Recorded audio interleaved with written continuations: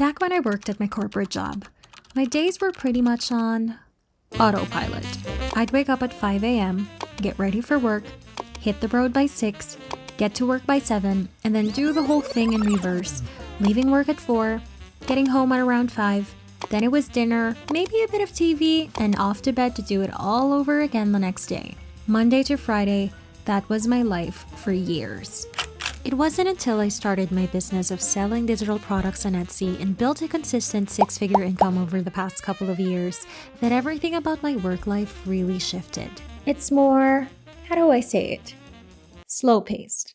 But if I'm being honest, it wasn't always like this. In the beginning, I was constantly trying to work 24/7 because I felt guilty if I wasn't hustling. I said yes to everything and ran myself into the ground thinking that's what it took to succeed. But over time I realized setting boundaries is key to running a business that doesn't run you. So I've put in place some business boundaries that have helped me stay productive without burning out. More on that later. But first, here's a schedule of my day.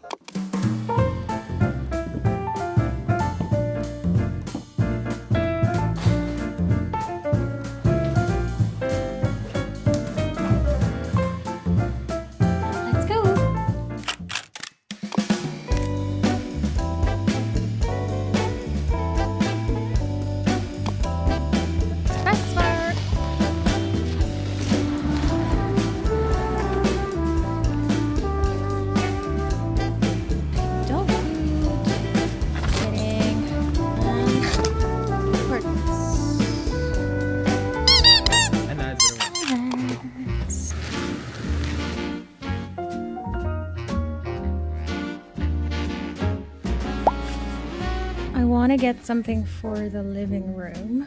I love this.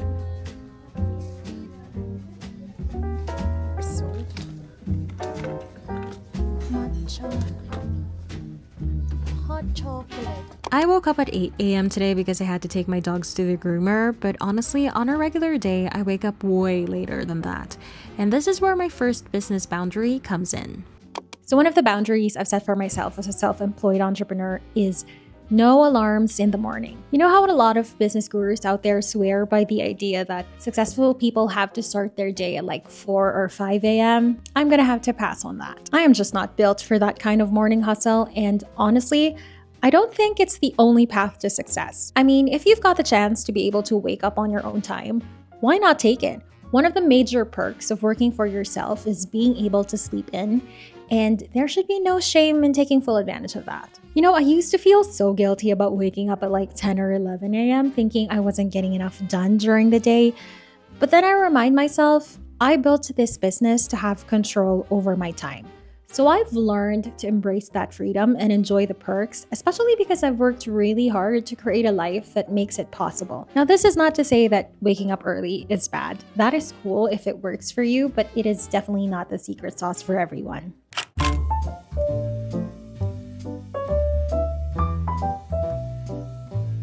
I'm going to be editing some videos today. Lately I've been binge watching some of my favorite vloggers like Lynn, whose videos seriously deserve an Oscar, I'm not even kidding. Now I can't help but feel like mine looks so basic compared to hers. So this year I'm challenging myself to step it up a bit, craft better stories and put more thought into my videos. The one you're watching right now is actually my first experiment, so let me know what you think.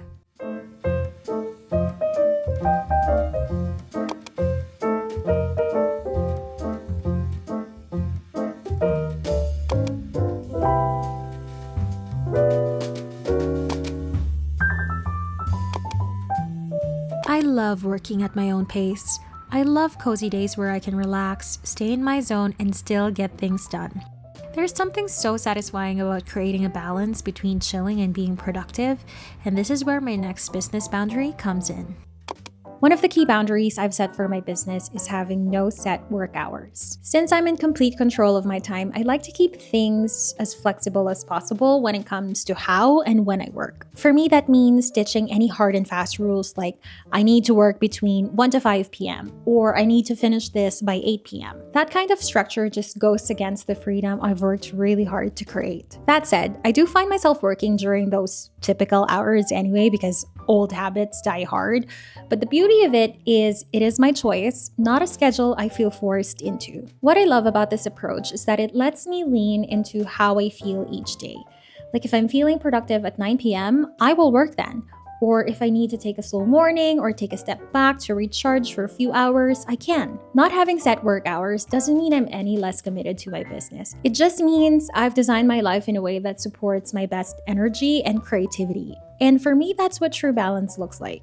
Okay, we are back at PetSmart and it's time to pick up the dogs.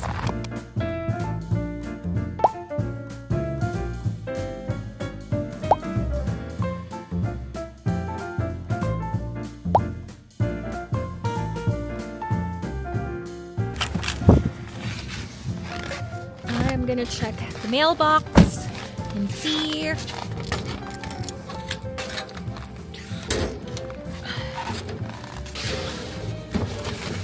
Okay, so we finally made it home.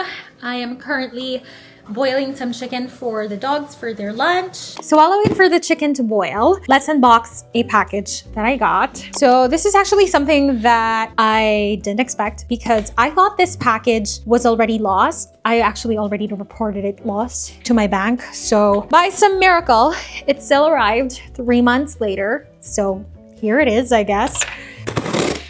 Sorry if you hear my dogs in the background, they're currently playing around. It is some perfumes that I ordered from Ocha. 1, 2, 3, 4, 5, 6. So this is the first one, Sweven. This is supposed to be a dupe for Baccarat Rouge.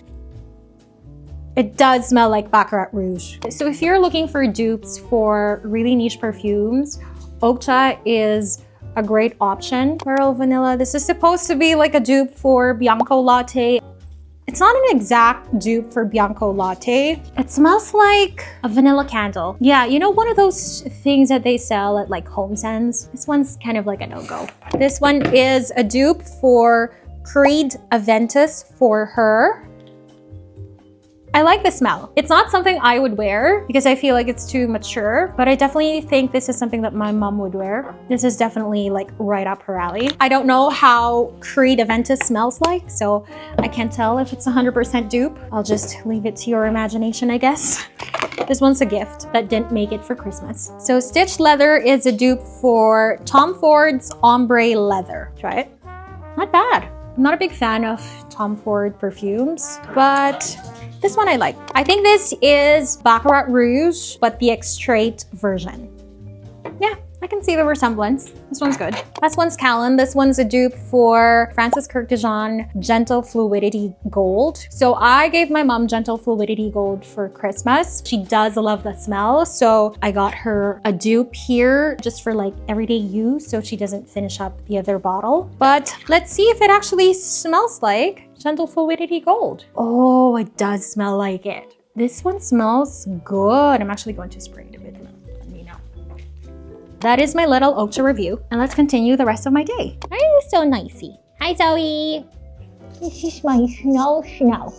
Chores are finally done. The dishes are clean. The dogs have been fed. The glass that I accidentally broke has been thrown to the garbage.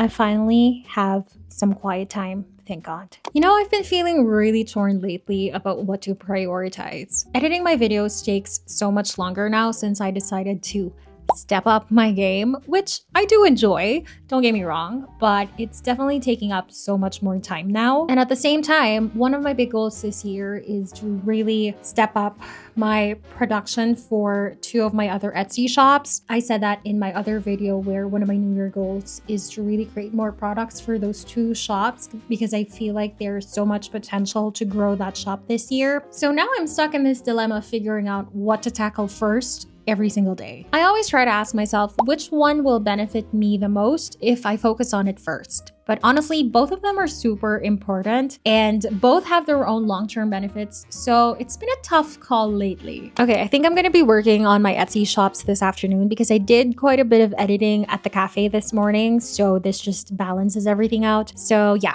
let's do that. But actually, before I do that, I remember I have to call my bank. I think I may have accidentally agreed to open an account I don't need over the phone because I didn't understood what the operator was saying. So now I have an account that I basically have no use for. So I'm gonna call the bank to cancel that first, and then I will allocate a few hours into creating products for 2 of my Etsy shops. Sounds like a plan.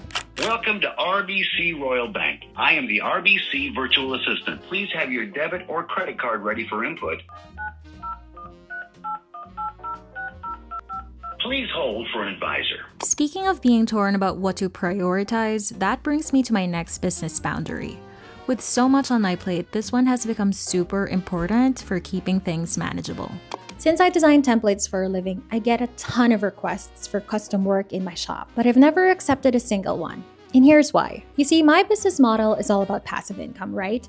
I've worked so hard to create a system that allows me to make money without constantly trading my time for it. If I started taking on custom projects, that kind of work would completely go against that model. It would no longer be passive. It would feel like I was working at my 9-to-5 all over again, just in a different form. On top of that, every design I create is something I really pour my heart and soul into, and I love the idea of being able to offer that to a wider audience rather than creating something exclusively for one client. Plus, I'd be lying if I said I enjoy the idea of being constrained by someone else's guidelines or vision. You see, I thrive on the freedom to create in my own style, and taking on custom work would just take that joy away from me. So sure, custom work could bring in some extra cash, but my goal is to build a business that makes me happy. I want to enjoy what I do while keeping the life balance I've worked so hard to create.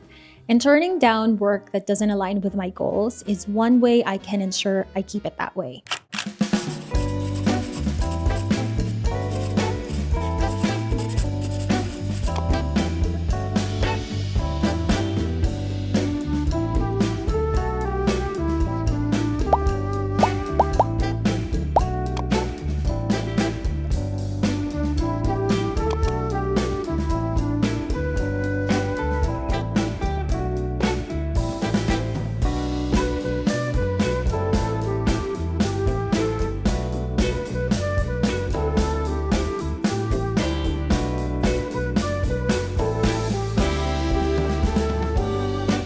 So now I am done with my work for today. Well, technically not yet because I am still vlogging and this is still considered work. But in terms of work for Etsy, I am finally done. I'm going to be spending the rest of the day just relaxing now. I'm going to be watching something on Netflix. There are quite a few new movies on Netflix that I'm keen on watching. So let's see what we can find.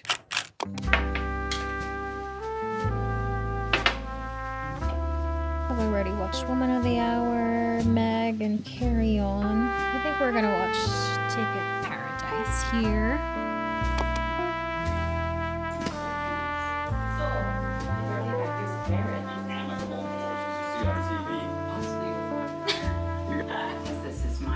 Rest is a highly underrated key to productivity, which is why I've made it my next business boundary.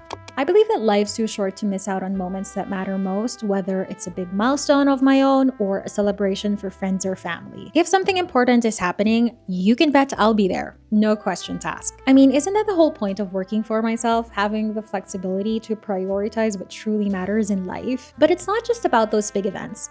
I also try to honor what I feel day to day. If I wake up and don't feel like working, I let myself take the day off without beating myself up about it. Well, actually, the part about not beating myself up about it is still a work in progress because if I'm being honest, I still catch myself feeling guilty when I take random days off, but I'm working on it. The main point here is that rest is such an underrated part of being productive and creative. And I've learned that stepping away for a day can really make a world of difference. You see, hustle culture has drilled into us that the only way to succeed is to work, but I don't believe that's true. You can still succeed even if you take some rest. Building a successful business doesn't have to come at the cost of your mental health or personal life. I hope you enjoyed the vlog and maybe picked up something useful along the way. Thanks for hanging out with me today. Zoe and I will catch you in the next one. Bye!